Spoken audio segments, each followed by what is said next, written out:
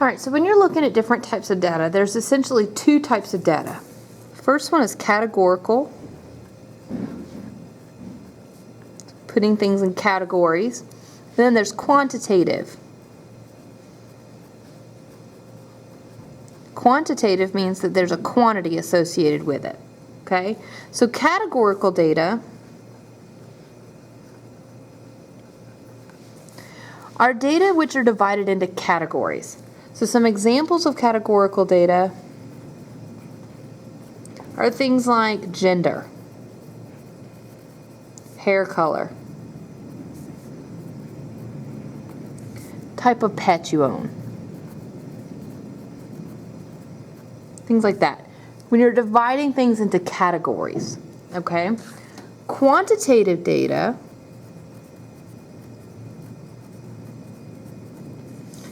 involves measuring quantities that are measurable. Okay? So they're measurable, meaning they're countable. Okay? So examples of some quantitative data are going to be things like your height, weight, age. Okay, so number of years you've been in school.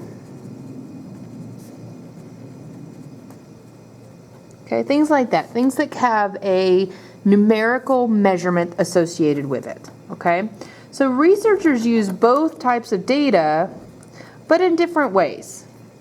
All right, so bar graphs and pie graphs are going to represent or are frequently associated with categorical data. Okay, these are data that they can't be represented by numbers or by a scatter plot because they have no numerical meaning. Okay, so they can't be represented by a scatter plot because they don't have a numerical meaning associated with them. Okay, box plots, dot plots, and histograms are used with quantitative data. I'm way off. There you go.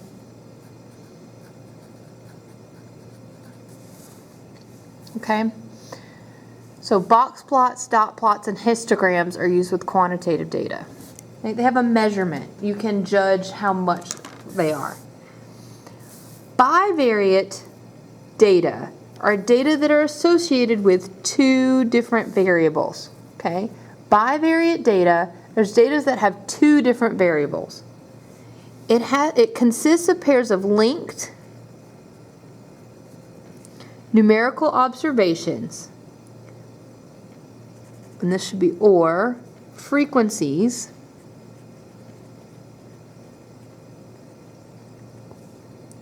of things in categories.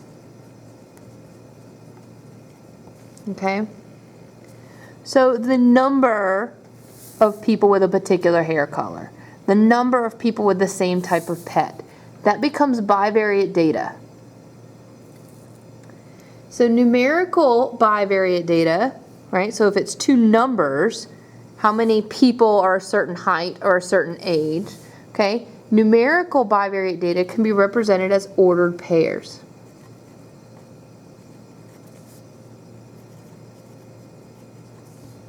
Ordered pairs can be presented in a table of values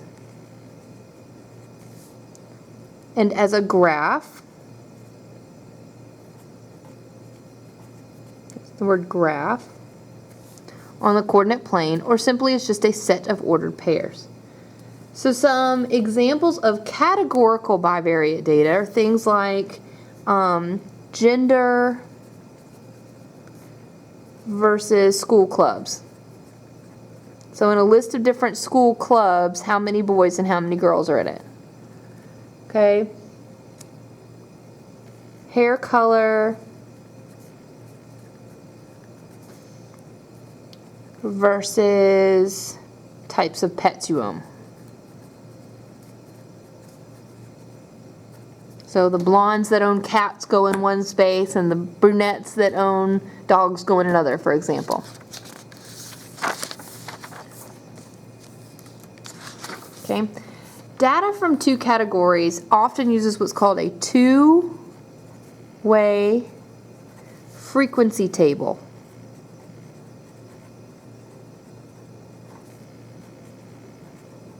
Okay, data from categories uses a two-way frequency table. That's usually how it's displayed. So each category is considered a variable, and the categories serve as labels in the chart. Okay, two-way frequency charts are made of cells. So this is when we start getting into what looks like an Excel spreadsheet. Okay, two-way frequency charts are made of cells. The number in each cell is the frequency, okay, of things that fit in both the row and the column categories for that cell. All right, so let's take a look at this one. At a local shopping center, 34 females and 23 males were asked which of the two major political parties they preferred. 18 females and 12 males preferred Labor. So here's Labor. We had 18 females and 12 males preferred Labor. Okay? And then how many else preferred Liberal? Well, this is where I would want to grab my calculator. I would say, okay, there's a total of 34 females were asked. So I'm going to say 34 minus the 18 that I have currently represented. So that means 16 of them preferred the Liberal Party. See, 23 males were asked minus the 12 that said Labor, and that gave me 11. Okay, so a total of 34 females were asked. So these two numbers should add back up to that 34. A total of 23 males were asked. So those two numbers should add up to the 23. So now we can also figure out how many people felt the Labor Party was the right way to go, and there's 30 of those people, and how many people felt Liberal, and that's 27. So no matter which way I add this, whether I add down or whether I add across, I should get the same number. So this 30 plus 27 is 57. And just to double check, 4 plus 3 is 7, 2 plus 3 is 5, 57 both ways, no matter which way we add it. Okay, so again, the categories, okay, are the values that are names or labels. All right, so female and male are both categories.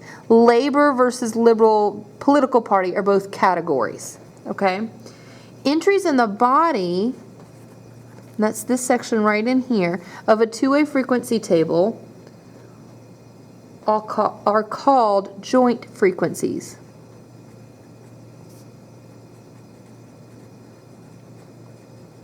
Okay, so let's list the joint frequencies. So if the body is right in here, these are joint frequencies because 18 people are both female and prefer the Labor Party. So they're jointly attached to both of those things.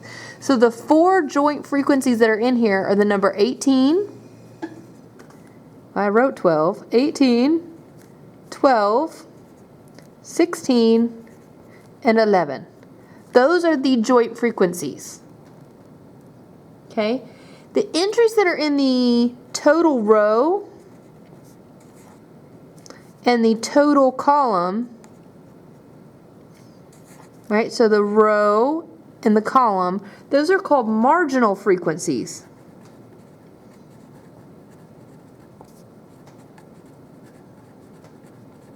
Okay, so there's 30 Labor Party people, 27 Liberal Party people. That is I think of it as it's in the margins, so it's the marginal frequencies. So there are 1, 2, 3, 4 marginal frequencies. This number is the total of everything. So I've got 30, 27, 34, and 23 are all marginal frequencies.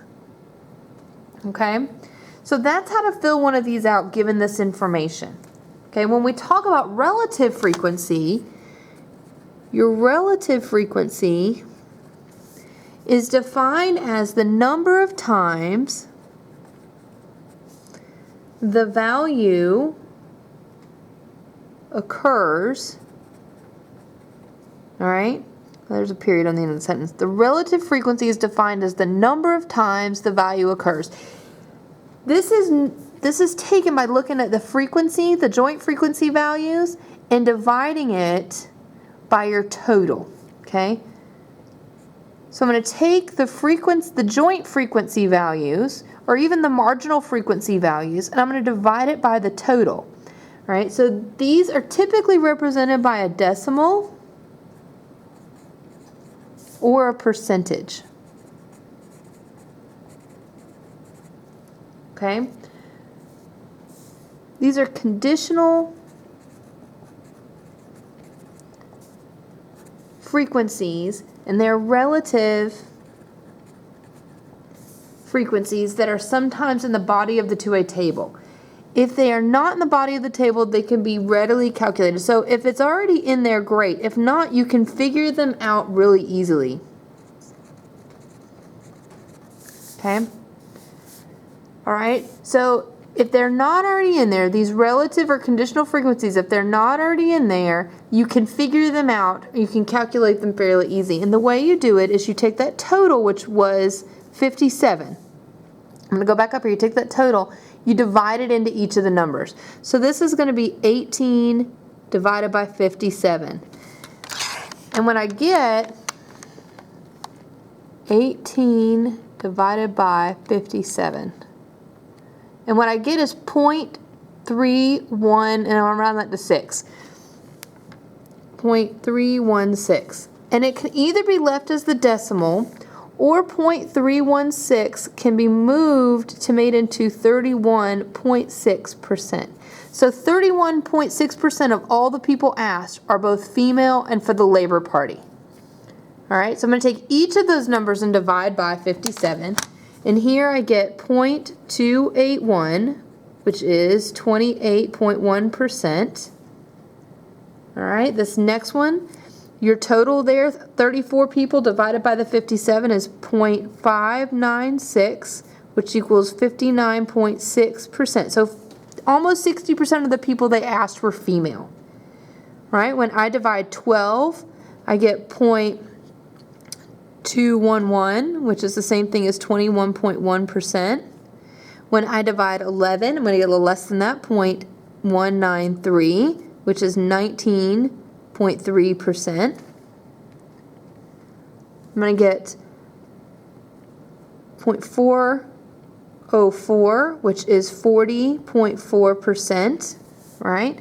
When I add these two percentages up, it should equal 1, if I add the two decimals, which equals 100%. So as I go across, that should equal 100%. This was 0.527, which is the same thing as 52.7%. And this one was 0.474, which is 47.4%. Now, if you added these up, you're not exactly going to get a perfect 100. I think you get a 100.1, but that's okay because of the way you've had to round. So it still works out.